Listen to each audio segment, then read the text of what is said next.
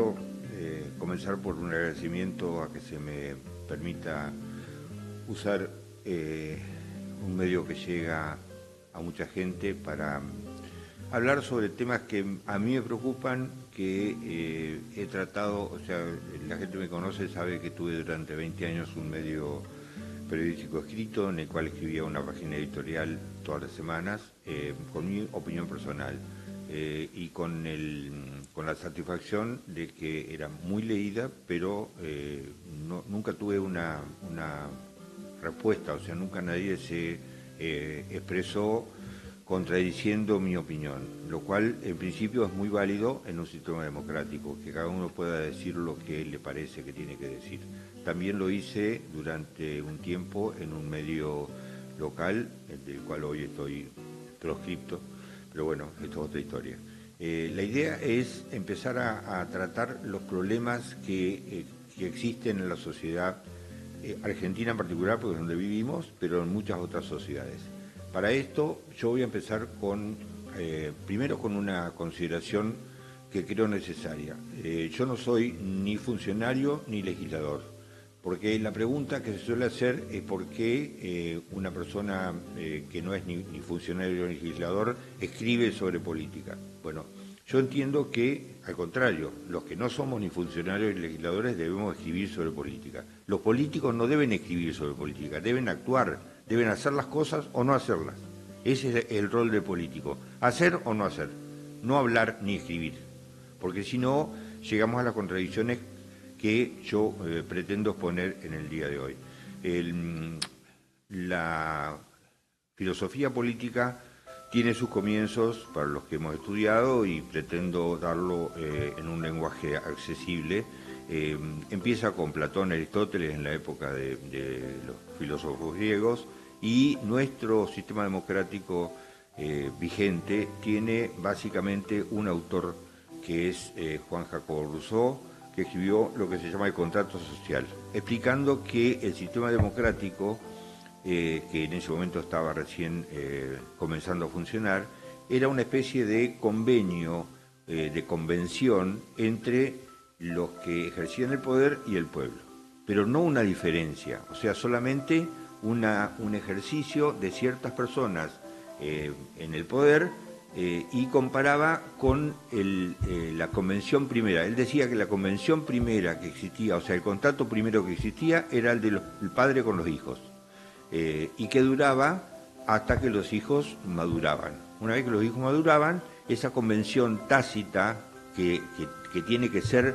obligatoriamente, debe existir entre el padre y sus hijos, terminaba la convención tácita y empezaba la convención preparada. O sea, si yo, por ejemplo, mi padre tenía imprenta, si yo me quedaba después de los 17 años, en vez de irme a estudiar a Buenos Aires Derecho, me quedaba trabajando en la imprenta de mi padre, seguía la relación padre-hijo, pero ya no era una convención tácita, era un acuerdo, un contrato. Bueno, entonces ese es el principio, incluso Rousseau lo pone como ejemplo a lo que pasó en la teoría de la creación, supuestamente, si creemos en la teoría de la creación, con Adán. Adán estaba solo cuando se crea el mundo, por eso no tenía que relacionarse con nadie, pero a partir de la aparición de Eva y de los hijos empieza el problema de cómo se maneja la relación entre padres e hijos. Por eso Rousseau lo usa como un paralelo entre lo que nos está pasando hoy con los funcionarios públicos en un sistema democrático que ha pasado a ser democracia como forma de elección, pero no democracia como forma de gobierno o de relación entre los que están en el poder y nosotros, los ciudadanos comunes. O sea, la única forma de expresar y de hacer las cosas bien o mal ha pasado a ser la de ser funcionario público. Y para esto yo traigo algunos ejemplos que me preocupan. Básicamente, una cuestión. Un docente en Entre Ríos, en la Argentina en general, pero en Entre Ríos, está ganando 20 veces menos que un legislador. Cuando la docencia es, sin lugar a dudas, creo que la principal, porque, a ver, yo soy abogado y no puedo decir que la principal actividad profesional es la abogacía, porque si yo no hubiese tenido buenos maestros y buenos profesores, no estaría hoy con el título de abogado. Y esto le pasa a los médicos, a los ingenieros, o sea, la base de nuestra educación, por alguna razón está el famoso dicho, la escuela es el segundo hogar. Entonces, la base de nuestra educación es la formación que tenemos de nuestra casa y la formación que recibimos en la escuela. Si alguna de las dos es deficiente, las consecuencias se ven en la realidad. Y hasta se ven en por qué los legisladores se aíslan de la realidad del pueblo, por qué los funcionarios en general se aíslan de la realidad del pueblo, por qué tenemos incongruencias, como por ejemplo yo le di al operador una captura de pantalla que es muy fuerte en cuanto a, es real, está comprobado, en cuanto a la diferencia, no sé si se puede, ahí está en cámara, una legisladora que tiene todo el derecho, en principio como ciudadana, pero ¿por qué gana 20 veces más que un médico del Garrahan? Hoy el Garrahan está paralizado por un paro de residentes y apoyado por los médicos del Garrahan, con chicos con cáncer, con chicos con problemáticas gravísimas, a los cuales los médicos, por supuesto, la guardia existe, pero obviamente que se ve resentida la estructura. ¿Por qué? Por un reclamo totalmente justo. Esa es la cuestión. No entremos en el cuestionamiento de la actividad gremial. Esto es una cuestión totalmente distinta y los gremios a los que se los acusa de permanecer 30 o 40 años en el poder, bueno, esto es una consecuencia del accionar de la política. Pero el reclamo de los médicos del Garrahan es totalmente justo. Entonces, tenemos esta expresión. Es lógico que un legislador que tiene 3 sesiones por mes, que a veces ni siquiera presenta un proyecto, es lógico que gane 20 veces más que el médico del Garrahan, que está salvando vidas de chicos. El Garrahan es un hospital de referencia en Argentina y en Latinoamérica. De muchísimos lugares de Latinoamérica vienen chicos a atenderse al Garrahan. Entonces, ¿cómo podemos permitir, cómo como sociedad podemos permitir que funcione, que nos preocupe las primarias, si hay primarias o no hay primarias, si hay elecciones intermedias, si va a ser Milei o si va a ser Macri o si va a ser Cristina, cuando las realidades estas siguen existiendo? Yo no voy a propiciar desde acá una revuelta social, sino una comprensión que tiene que nacer desde la casa. A ver, yo soy un fanático de la lectura y le agradezco a mi padre haberme iniciado muy joven, muy chico, muy chico, 4 o 5 años en la lectura. He leído mucho, he hecho lo mismo con mis hijos. Y entiendo que, sigo diciendo que es la única forma de aprender. La lectura es la única forma de aprender. Hoy tenemos mucho acceso a medios audiovisuales como Netflix, por ejemplo.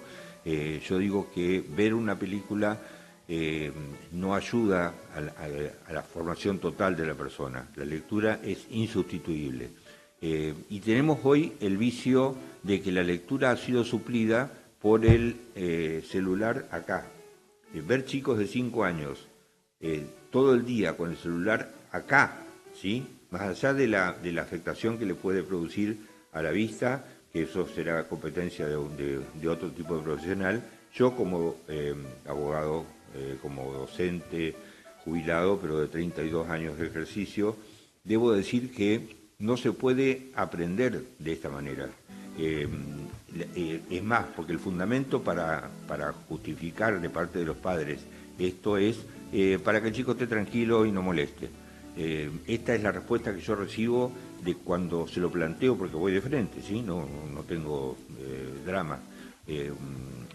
Y ni siquiera me interesa si tienen acceso a páginas prohibidas para menores. Solamente el hecho de estar cautivo del celular me asegura a mí que dentro de 10 años vamos a tener chicos, ya lo tenemos, ya los docentes responsables están diciendo que los chicos no tienen nivel para leer, para comprender textos, para escribir, no saben las reglas básicas de matemáticas. Entonces, ¿qué va a pasar con la sociedad dentro de 10 años? Bueno, posiblemente yo ya no esté, pero tengo que dejar una enseñanza, una idea es como, volviendo, no voy a poder, y se van a tener que acostumbrar a que yo salto mucho del tema. El origen del hombre, según la teoría, yo hablé de la creación hoy, la de la creación es la de Dios, que crea el mundo en 6 días y descansa el séptimo, y la otra teoría es la de la evolución. La teoría de la evolución, que es más creíble en cuanto a los tiempos, porque tenemos árboles de 100 millones de años, y según la teoría de la creación el mundo tiene 5.776 años. Entonces es incompatible una cosa con otra. Podemos combinar las dos, podemos creer en Dios, pero también entender que el mundo se desarrolló, como dice Darwin, a través de un gusano que fue transformándose. Bueno, esto pasa con el hombre. El hombre deriva del mono y tiene 3 etapas que terminan con el Homo sapiens y el Homo sapiens sapiens. Yo en el colegio preguntaba a mis alumnos cuál es la diferencia y bueno, me decían el Homo sapiens es el que sabe y el Homo sapiens sapiens es el que sabe más, sabe. No es así. El Homo sapiens es el que sabe y el Homo sapiens sapiens es el que sabe. Entonces, si el Homo sapiens camina y hay un pozo, ¿sí? Sale a la mañana a cazar o a pescar y hay un pozo, se cae en el pozo. Caminando se cae en el pozo. Al día siguiente vuelve a caminar y se vuelve a caer en el pozo. Al día siguiente, al tercer día, vuelve a caminar y se vuelve a caer en el pozo. En cambio, el Homo sapiens sapiens, al saber que sabe, el primer día se cae en el pozo. El segundo día busca un camino alternativo para llegar al río a pescar o al campo a cazar, ¿sí? Porque sabe que sabe. Entonces no podemos desechar eso que ocurrió hace miles y miles de años y seguir volviendo a ser, o sea, retroceder a ser Homo sapiens, a saber, pero no saber que sabemos, no utilizar el conocimiento para mejorar las cosas que pasan, puntualmente, y lo voy a decir con todas las letras, y aclaro que este programa no tiene censura por parte del medio y no va a tener censura por parte de mi mente. A esta altura de mi vida, si no lo hice hace 30 años, menos lo voy a hacer ahora. Yo tengo un caso, quizás el caso más grave de la historia de la relación penal de un político con la sociedad, que es el caso de Orrico, el homicidio culposo hasta ahora, con un intento de llevarlo a homicidio dolo eventual, en el cual Orrico mató a 4 jóvenes que iban a trabajar. No voy a entrar en esto, seguramente algún día lo trataré más a fondo, pero lo que quiero decir es que a los pocos días de ocurrido el hecho, la Cámara de Diputados de la provincia de Entre Ríos, que preside Gustavo Oin, pone en las rutas entrerrianas un cartelón enorme en el que figura un auto con una culata de revólver y el texto dice que salir a conducir borracho no utiliza la palabra borracho, no recuerdo exacto en este momento, pero salir a conducir con alcohol en sangre es salir a matar, ¿sí? Entonces esto lleva a pensar que no fue culpa, salir a hacerlo fue intención, y es un funcionario público que iba en un auto oficial un día feriado, no sabemos en qué destino, contra 4 chicos que iban a trabajar a las 4 de la mañana para subsistir y para mantener su familia. Este tipo de cosas no puede suceder y tiene que ser enseguida puesto en vilo, enseguida Esto es lo que yo reclamo y vengo reclamando desde siempre, más allá de que el Poder Judicial no puede recibir presiones de ningún tipo, ni del legislativo ni del judicial, tendría que haber habido expresiones mucho más como este cartel. Pero entonces, si este cartel dice eso, uno supone que la Cámara de Diputados debería reunirse urgentemente y si bien los códigos de fondo, los que determinan las penalidades para los delitos, son nacionales y no provinciales, la Cámara de Diputados de la provincia, repito, presidida por nuestro copoblano Gustavo Hain, debería haberse reunido en sesión después del cartel y hacer lo que yo dije hoy al principio. El político no debe escribir, debe hacer o no hacer. Entonces, el cartel me parece perfecto, pero atrás del cartel tenía que haber habido alguna expresión a través de un proyecto de ley, a través de una resolución, a través de una reunión de la Cámara en pleno para expresar que estaban que lo que dice el cartel es lo que piensan, ¿sí? Así como eso, lamentablemente tenemos una serie de hechos, como por ejemplo uno que yo considero muy grave, que es hace un mes prácticamente, y creo, no sé si no más, el gobernador, junto a Gustavo Hain y al presidente de la Cámara de Senadores, denunció que había 800 contratos truchos, ¿sí? La palabra truchos no está en el diccionario, pero se ha convertido en una palabra de uso normal en nuestro idioma, así que la voy a utilizar eso también. Contratos truchos, 800 contratos truchos desde 2018. Y prometieron dar los nombres en forma inmediata. Llevamos más de un mes y los nombres no se han dado. ¿Qué pasó? ¿Qué pasó? A mí me pasó una vez que estuve con yo estaba en la cooperadora de la Escuela 9, que es mi escuela, la de mi padre, la mía y la de mis hijos, y fui a reclamar porque estábamos haciendo el comedor en la escuela y no recibíamos los fondos suficientes. Fuimos con la directora y con alguna integrante de la cooperadora a hablar con una basavilbacense que tenía un puesto de jerarquía en la provincia, y cuando se lo planteamos, agarró el teléfono y pidió hablar con Busti, que era el gobernador en ese momento. Le dije, seguramente la secretaria le dijo alguna cosa como que estaba ocupado, que no lo podía atender, y él empezó a temblar y le dijo, decile que me atienda ya, porque si no, hablo o muestro la carpeta. Bueno, Busti lo atendió a los 2 segundos. Entonces, a mí el temor que me da es que tanto en lo que yo dije recién de Rico, o tanto en el tema de los 800 nombres supuestos de contratos truchos, haya después de eso alguien que diga, si vos hablás, yo también hablo. Esto sería gravísimo. Insisto, ¿cómo lo solucionamos?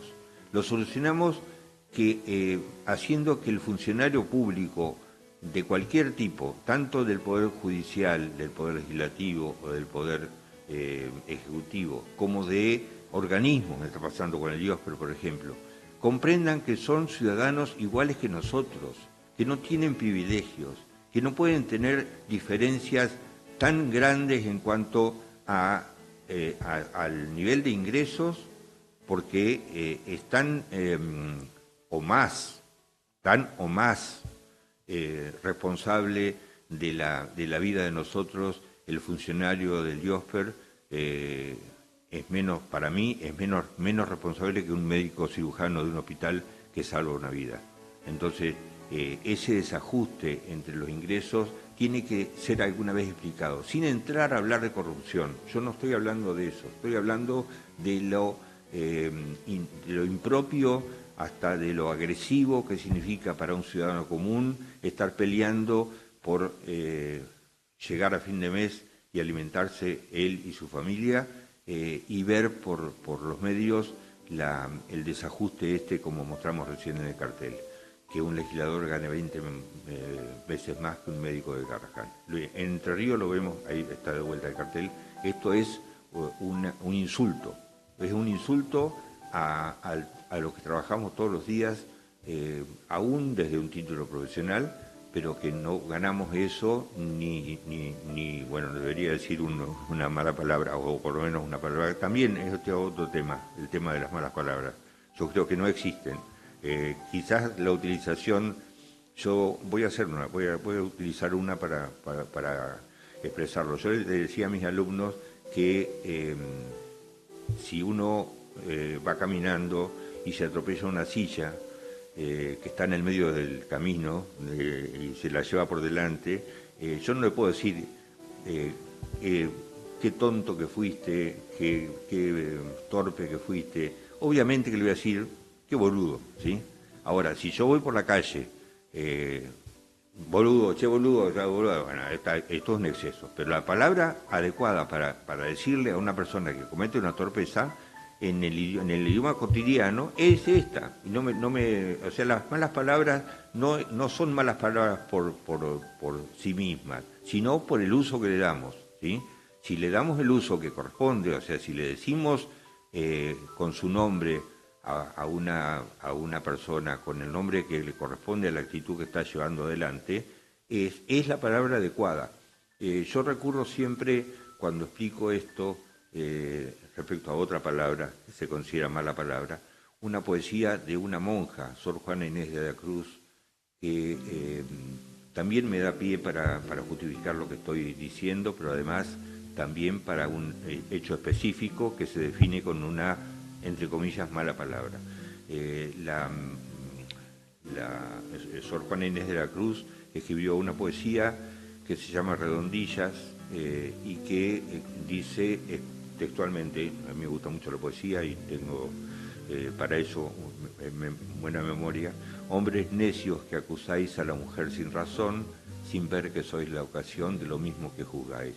Bueno, esta poesía que está referida específicamente a la prostitución y que dice que una mujer no puede ser prostituta si no hay un hombre que la prostituye. O sea, la mujer parada en la esquina de una calle pública revoleando la cartera no va a concluir su objetivo si un hombre no viene a pagarle un precio por su servicio. O sea, esto es lo que quiere decir Sor Juana Inés de la Cruz en esa poesía. Pero las poesías escritas hace siglos como esta, hoy en día son aplicables a cualquier cosa. O sea, hombres necios que acusáis a los funcionarios, tenemos que saber que nosotros mismos somos los culpables de que los funcionarios estén en donde están y que estén cobrando lo que estén y que anden por la calle con vehículos con los vidrios polarizados y que así como salieron durante las elecciones a recorrer las calles con las boletas, casa por casa, salgan ahora a explicarnos por qué están pasando las cosas que están pasando. Creo que el operador debe tener una copia de una factura de luz en la que vemos una cosa horrenda, sinceramente, que está muy ligada a lo que estamos reclamando. Por suerte, hoy se están arreglando las rutas, no sé, porque ya ha pasado muchas veces, no sé con qué calidad de trabajo, aparentemente, por lo que uno ve, se repara, pero yo quiero ver dentro de un año y medio si esto fue efectivo o no fue efectivo. En otras cosas, yo no veo en dónde se aplican los ingresos, pero lo que quiero demostrar con este facímil de una factura de luz de NERSA, lo voy a decir mientras tanto y el operador lo encuentre, pero yo particularmente, esta es una factura que no es mía, pero en la mía, que me llegó 78.000 pesos por cada periodo, el consumo de energía es 44.000 pesos. O sea, los 40 y pico son impuestos provinciales y municipales. El impuesto, por la misma definición de la palabra, es algo que se nos impone, no se nos da la posibilidad de decir no lo pago. Bueno, de hecho podemos no pagarlo, en algunos casos, acá no, porque si nos cortan la luz, pero lo que me preocupa a mí saber, y se lo exijo a los funcionarios, esta página va a tener esta finalidad, no va a ser complaciente nunca. Insisto, y acaba de ingresar el titular del medio, esto no tiene censura previa, no va a tener censura posterior de parte del medio y no va a tener censura de mi parte. Yo no me voy a callar la boca y a partir de hoy, a través del WhatsApp del medio o a través de cualquiera de nosotros, aceptaremos un papelito que diga, mira, yo quiero que Mario hable de tal tema, sugiero que lo desarrolle, no me voy a callar la boca de ninguna forma. Ahí está la factura que yo decía, está marcada con el marcador rosado el importe que corresponde al efectivo costo de la energía que consumió el titular de esa boleta. Pero fíjense la diferencia que hay entre lo que consumió, no alcanzo a ver desde acá, 22.000 pesos de consumo de energía y 51.000 pesos de pago total. O sea que 30.000 pesos son de impuestos. Yo necesito imperiosamente que alguien, insisto con eso, hemos tenido desde Basavilbaso siempre un miembro en la Cámara de Diputados, en la Cámara de Senadores, desde que volvimos a la democracia, desde el 83, Basavilbaso tuvo la suerte de tener siempre un representante en alguna de las dos cámaras. Entonces, hoy tenemos no solamente un representante, sino el presidente de una cámara. Yo creo que alguien tiene que salir a explicar el destino de esos fondos. Incluso hay una parte que corresponde al municipio. ¿A dónde van esos fondos?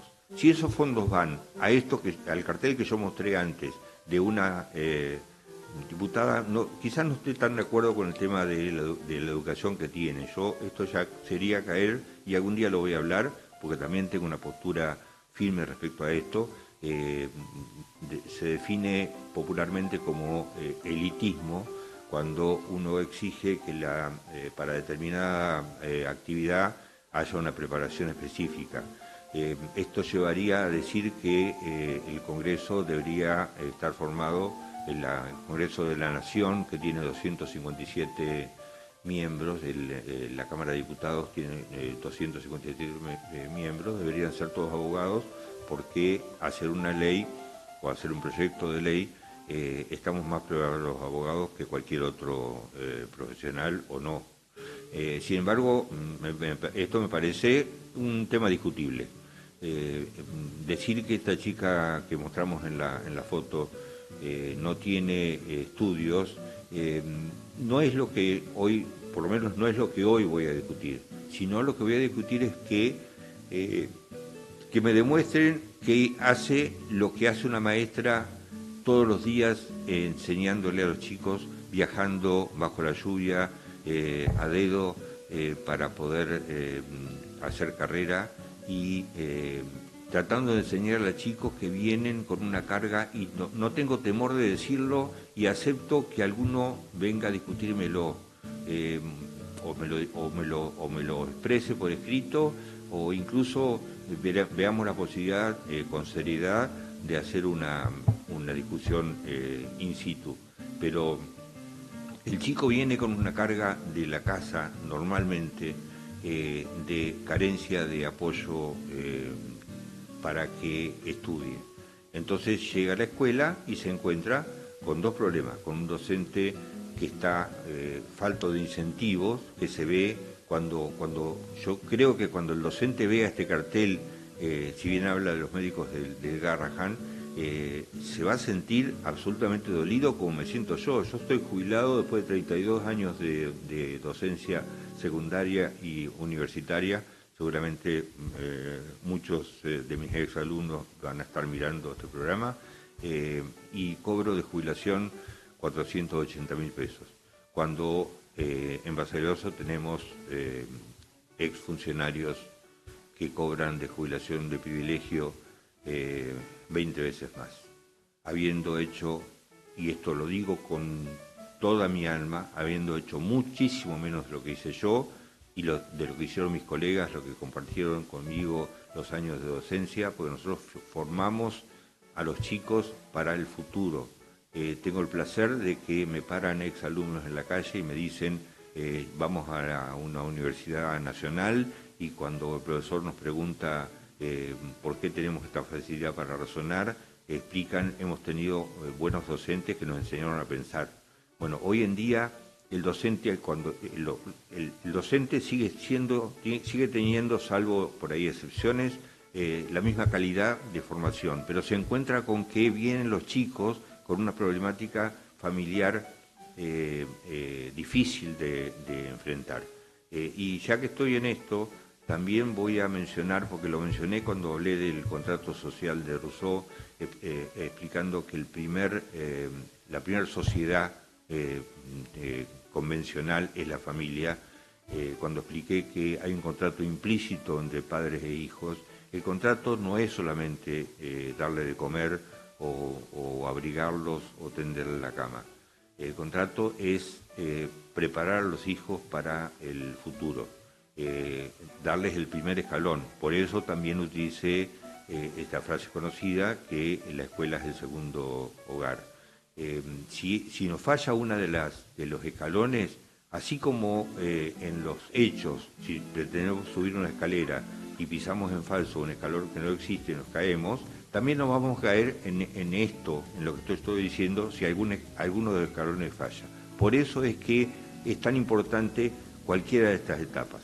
Pero las etapas tienen que tener incentivos. Si el padre que tiene que hablar con su hijo, que tiene que sacarle el celular para que no entre en un terreno que no le corresponde, si el padre está más preocupado en ver cómo paga el alquiler, cómo paga el almacén o cómo paga la luz, y el gas y cualquier otra cosa, obviamente que no va a tener tiempo, ni siquiera va a tener la mente dispuesta, va a llegar del trabajo a comer y meterse en la cama.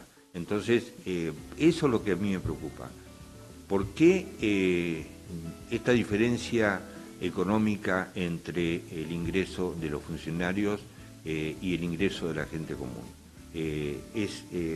Aunque no querramos darle al dinero un valor intelectual, ¿sí? Pero sin embargo el bolsillo es el factor que mide hoy en día la realidad, y no puede ser de ninguna manera que los hijos de un profesional puedan ir a la facultad y los hijos de un empleado tengan que quedarse, cuando yo, como digo, en los años de docencia, no he visto diferencias intelectuales de nacimiento o genéticas entre el hijo de un profesional y el hijo de un obrero. Deberían tener las mismas capacidades para llegar. Hace poco tuve un ejemplo de lo que estoy planteando en cuanto a esta desconexión entre la realidad del funcionario y la realidad del pueblo común. Me llama una exalumna mía, madre de un chico que estudia en la universidad en Paraná, en la UNER, que tiene un problema, que el chico está en segundo año y que la facultad le limita la posibilidad de seguir cursando porque no tiene el título secundario. No le llegó del Consejo General de Educación todavía el título secundario. Consigo el teléfono de la sección de títulos, llamo por teléfono y me aducen que hay una cuestión burocrática, o sea que el sistema no funciona adecuadamente, no pueden entrar al sistema y por eso no está el título. Entonces tenemos que el sistema supera a la posibilidad de que el chico, o sea, el chico va a perder la posibilidad de cursar. Es tan absurdo lo que estoy diciendo que hasta me duele tener que decirlo, pero el chico corría el riesgo de tener que volverse a Basavilbaso a trabajar con sus padres o lo que fuera, y perder su vocación, perder los 2 años que había cursado, solamente porque no le entregaban el título de secundario que lo tenía, o sea, había terminado el secundario. Lo peor de todo es que me comunico con el director de la escuela, me expresa claramente que hacía 8 meses que tenía en trámite, o sea, la cosa estaba funcionando, pero bueno, agarro el teléfono a las 10 de la mañana de un viernes hablo con un empleador, le planteo esto que estoy diciendo yo, que la burocracia no puede superar al deseo del chico de estudiar. Me permite hablar con la jefa. Yo por un problema de costumbre y por una medicación, por un problema cardíaco, duermo un ratito de siesta. Cuando me despierto de la siesta encuentro en el WhatsApp el título de este chico, que ya estaba en mi Argentina en 2 horas, o menos de 2 horas. ¿Hace falta esto? ¿Hace falta que la familia tenga que recurrir a un abogado para que lo haga, cuando esto debería funcionar como fluir, como fluye el agua en un arroyo, ¿sí? Entonces, esto quizás cuando la gente lo vea el programa, debo aclarar que por una cuestión, no sé si se puede decir o no, pero lo voy a decir igual, por una cuestión de que queremos que el programa salga siempre a la misma hora y por la cuestión profesional mía, básicamente el hecho de ser abogado penalista, que me hace que no pueda tener un horario fijo en mi vida, el programa va grabado. Entonces, yo lo estoy diciendo y esto va a ser escuchado el día que el programa salga, seguramente el lunes o martes de la semana que viene. Hoy estamos a jueves. Pero este primer programa va a ser una melange, una mezcla, pero va a tirar las ideas básicas sobre las cuales yo no voy a hablar, no voy a hacer loas, o sea, no voy a venir acá a felicitar a un funcionario que está cumpliendo con las funciones que tiene que cumplir. No voy a felicitar a nadie. Este programa va a ser crítico, como siempre han sido mis editoriales en Crónica y como han sido estas fugaces apariciones en un medio en el que el dueño de este medio también trabajó en algún momento. Críticas, pero no críticas infundadas y no críticas a las que le deban tener miedo, sino críticas que deben ser escuchadas. Y ojo que yo he criticado desde el primer eslabón. Seguramente voy a desarrollar, porque voy a tomar como base el contrato social de Rousseau, que lo estudié en la facultad y que lo tengo como libro de cabecera.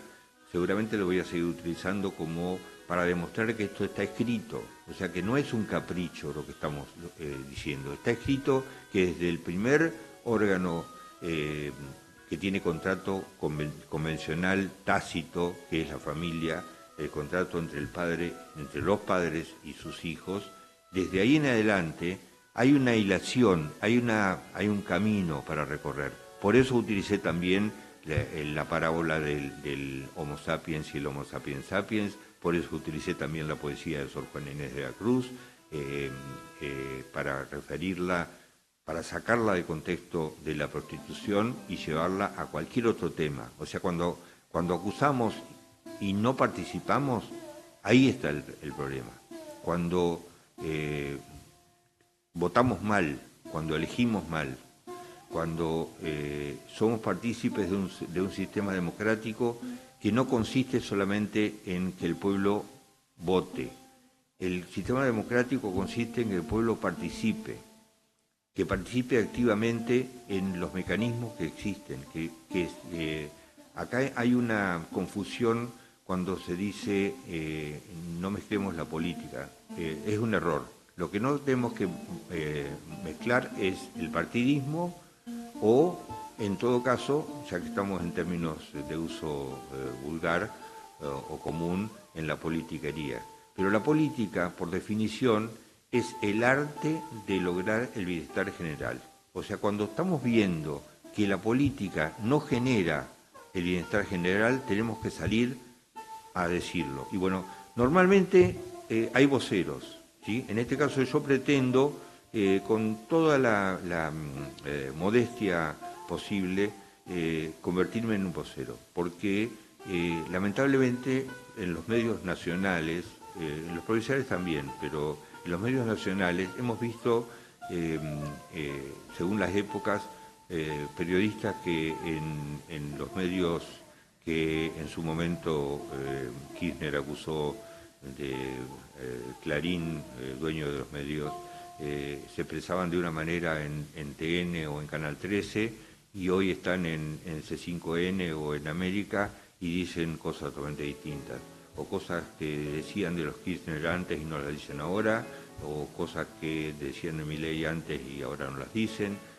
Esto, cuando uno mira un programa de televisión de información o de opinión pública y se encuentra con estas fallas estructurales, tienen que dolerle a uno, porque si uno cambia de opinión porque leyó algo y se convenció de que estaba equivocado, esto está bien. Ahora, si cambia de opinión por una cuestión de conveniencia económica, política, de rol, de lo que sea, estamos ante un defecto gravísimo en la democracia, porque los medios de comunicación pasaron a ser, desde que se inventaron, pasaron a ser un elemento fundamental, porque si uno no lee, lo que se informa es a través de la televisión.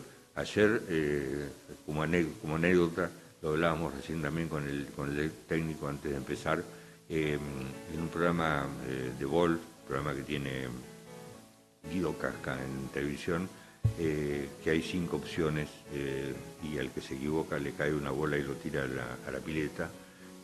Más allá de esta situación, es un programa, los programas de preguntas y respuestas a mí me gustan mucho, y la pregunta era, había 5 opciones, la pregunta era cuál de estas ciudades no pertenece a la provincia de Entre Ríos.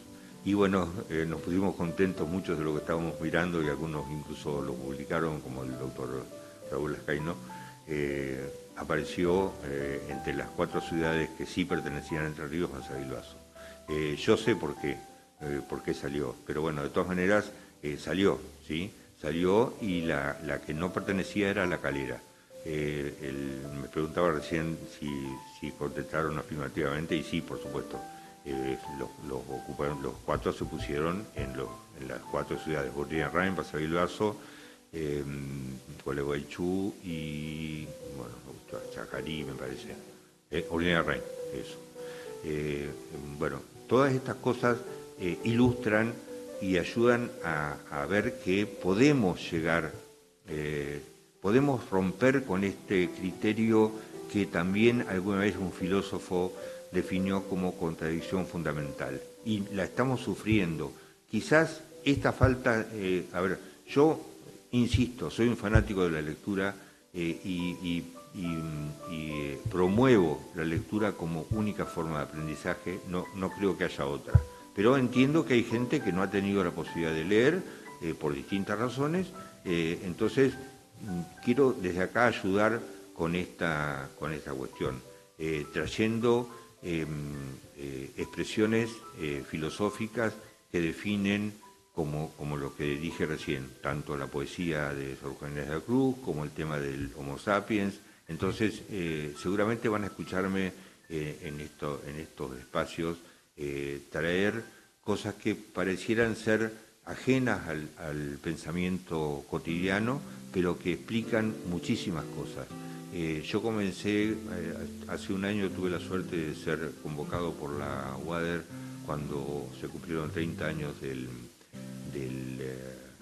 la creación del técnico avícola, que en su momento fue un instituto, y después, cuando se creó la UADER, pasó a ser una facultad, por suerte para Basavilbaso, porque generó muchas posibilidades de estudio para chicos que por ahí, si no la tenían en Basavilbaso, no podían, y después con una salida laboral muy importante. Bueno, en ese acto a mí me invitaron a ser el maestro de ceremonias, y comencé con una poesía que es, pero tan elocuente, que parece mentira que no sea utilizada como introducción en cualquier ciclo, sobre todo secundario, cuando los chicos ya tienen un poco más de formación. Una poesía de Baldomero Fernández Moreno que se llama Sí, que dice: si para recobrar lo recobrado tuve que haber perdido primero lo perdido, tengo por bien sufrido lo sufrido, tengo por bien llorado lo llorado, porque después de todo he comprobado que lo que el árbol tiene florido vive de lo que tiene sepultado. Esto significa, lo reduje, la poesía es mucho más larga, pero este último este último verso, después de todo he comprobado que lo que el árbol tiene de florido vive de lo que tiene sepultado, nosotros no somos lo que somos lo que fueron nuestros antepasados. O sea, yo soy lo que fueron mis padres, lo que fueron mis abuelos y bisabuelos y los que vinieron de Rusia, en mi caso, o los que vinieron de España, en el caso de la persona que tengo al lado, o bueno, somos todos. Hay una frase que alguna vez fue mal utilizada, pero que es muy clara y que pertenece a, aunque muchos no lo sepan, pertenece a Lito Nebbia, que es uno de los músicos más importantes que dio la Argentina en los últimos, digamos, siglo pasado, que es, bueno, insisto, Lito Nebbia, que además de haber sido el autor de muchos temas con los Gatos, y de ser en Tango Feroz hay una referencia implícita a la barca, que es un tema emblemático de la Argentina. Pero Lito Nebbia dijo alguna vez los alemanes descienden de Alemania, los italianos de Italia, y los argentinos descendemos de los barcos. En un momento se utilizó hace muy poco una comparación muy mal hecha, con muy mala intención, pero es real. Nosotros no descendemos de los aborígenes, salvo, obviamente, y por eso está la lucha de permitirle a los descendientes de aborígenes, y ojo que estoy diciendo aborígenes, ojo, no estoy diciendo indígenas, que es un error. Aborigen es el nativo de esta tierra que no fue descubierta por Colón. La tierra ya existía, por eso uno de los grandes aciertos es haber convertido el Día de la Raza en Día de la Diversidad Cultural. Porque así como vamos a hablar de las cosas malas, también vamos a hablar de las cosas buenas, ¿sí? La defensa de los derechos de la mujer, por ejemplo, una mujer que antes era agarrada de los pelos y llevada por el hombre a la casa y encerrada, hoy en día tiene mucho más derechos.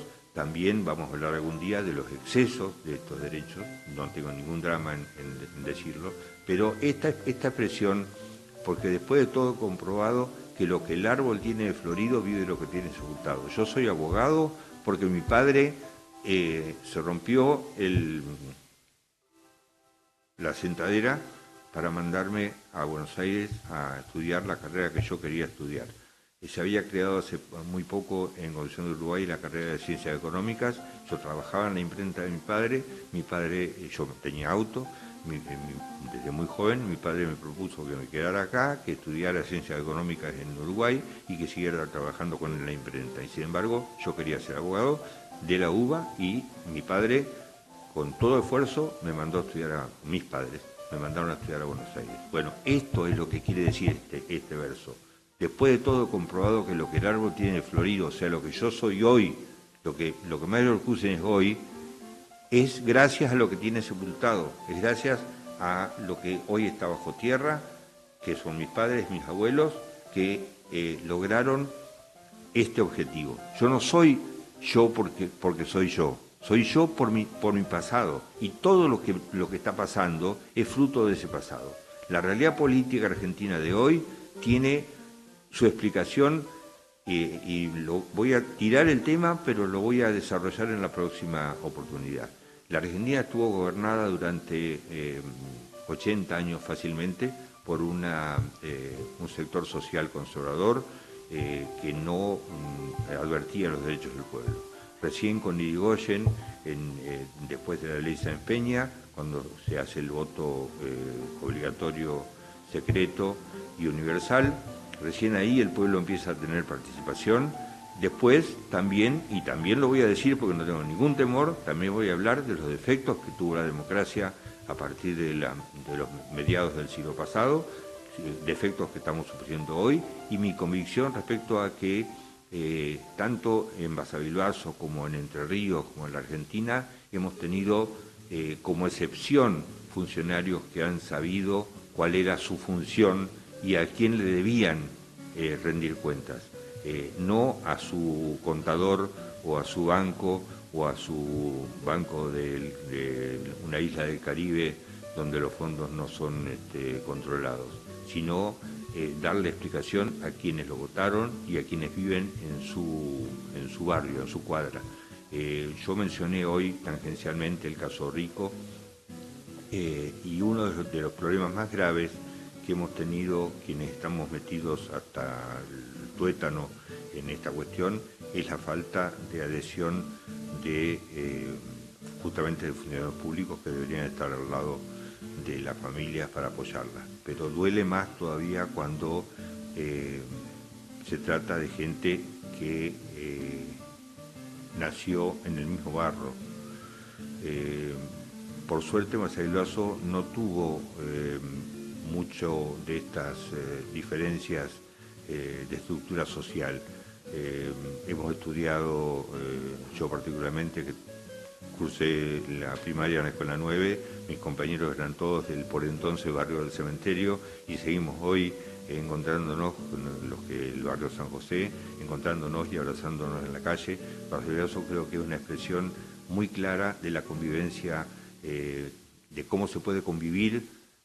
Yo tengo una frase que utilizo siempre y que hemos utilizado con el coro Magnífica, el verdadero coro Magnífica de Miguel Bernic, cuando hacíamos los encuentros multiconfesionales. Construir sobre las igualdades es muy fácil. O sea, si yo construyo con un judío al lado mío, hincha de Boca, abogado, estoy construyendo con un tipo que es igual que yo. Pero si yo construyo con uno con quien tengo diferencia,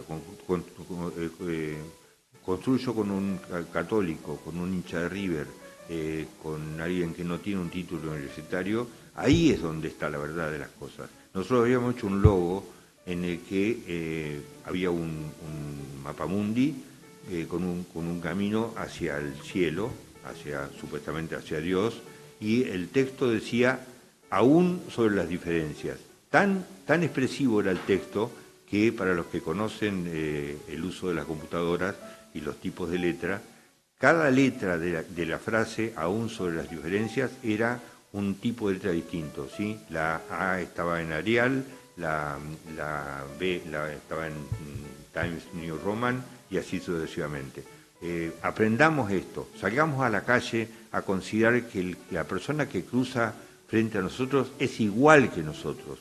Si nosotros somos funcionarios, lo somos justamente para funcionar, para que nuestra tarea sea en beneficio de la comunidad, para que la gente ni siquiera tenga que agradecernos, y si nos agradecen ni siquiera aceptemos ese agradecimiento. Si llegamos a ser funcionarios, funcionemos, y por eso utilicé la boleta de NERSA. Yo quiero saber que alguien me explique a dónde van esos fondos que exceden el consumo. La factura debería tener solamente lo que yo gasté de luz. En el caso, y también, como voy a ser sincero, absolutamente sincero, a mí quizás no me cueste ir a pagar la boleta de la luz, pero a la gente que le cuesta, ¿cómo mira esa factura sabiendo que le está quitando quizás comida a sus hijos para pagar una factura en la que la mitad tiene un destino que él no conoce? Porque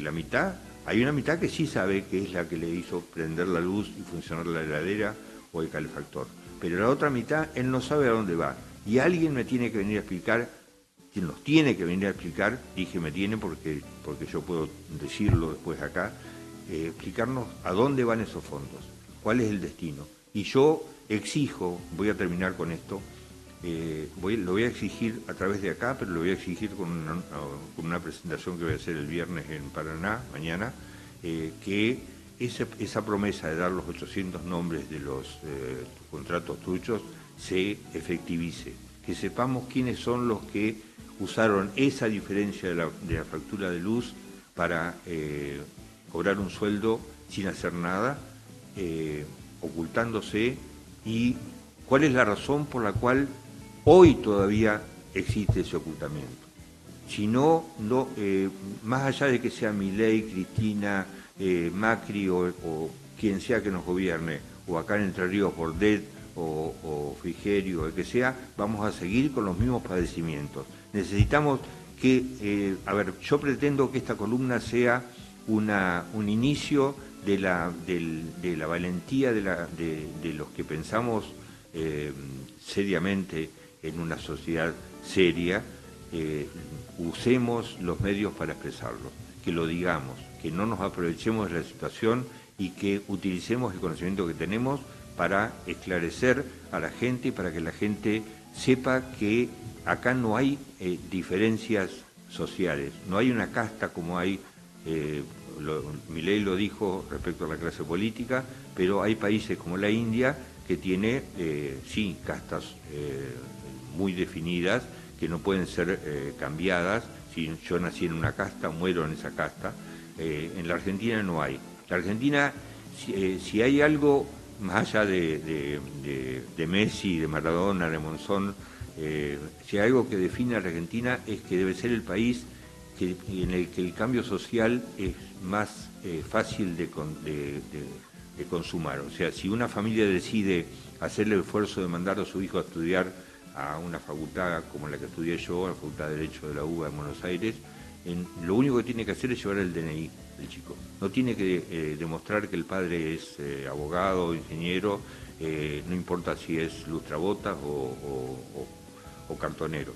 Estas cosas solamente se dan en Argentina, por eso justamente ahora se está tratando, no creo que adecuadamente, la cuestión de los extranjeros que vienen a estudiar al país. Argentina es un ejemplo de eso. Entonces, si es un ejemplo, hagámoslo al ejemplo de forma cotidiana. E insisto, este primer programa puede haber sido una melange de temas, pero mi preocupación más grave es que terminemos de una vez por todas con la diferencia de estrato social que han creado los funcionarios respecto al pueblo que lo votó. Muchas gracias.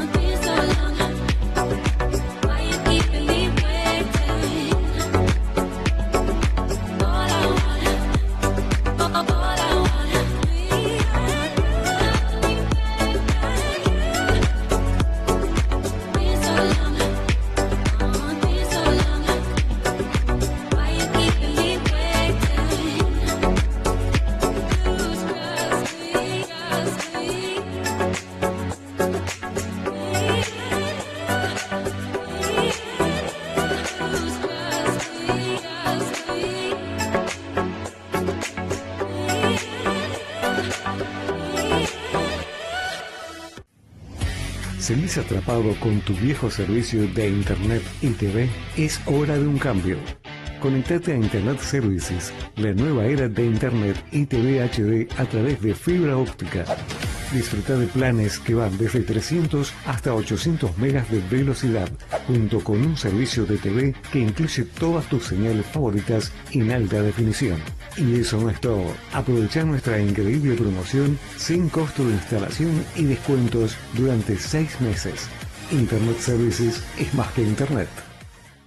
¿Sabías que en Mercer Distribuciones llevamos más de 30 años ayudándote a encontrar lo mejor para vos y tu familia? Contamos con una amplia variedad de productos, de alimentos y higiene. Aprovechá los mejores promos y ofertas. Nos encontrás en Kaplan y Egrieve. Visítanos de lunes a viernes de 8 a 12 y de 4 a 20. Y los sábados de 8 a 12.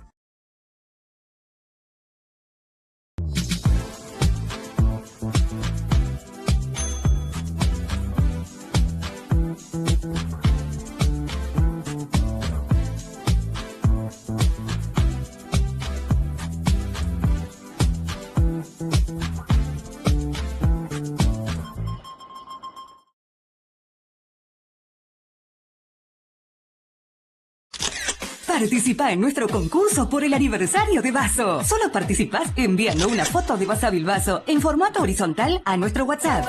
3445 47 66 96. Sí o sí, tenés que seguirnos en todas nuestras redes, Face, Instagram y YouTube. Las bases y condiciones detalladas están en TR Medios. Las fotos elegidas participarán por más de 10 premios de diferentes comercios. Sí. ¿Todavía no estás participando? ¿Qué esperás? Metete y seguinos ya en nuestras redes. TR Medios. ¡No te lo pierdas!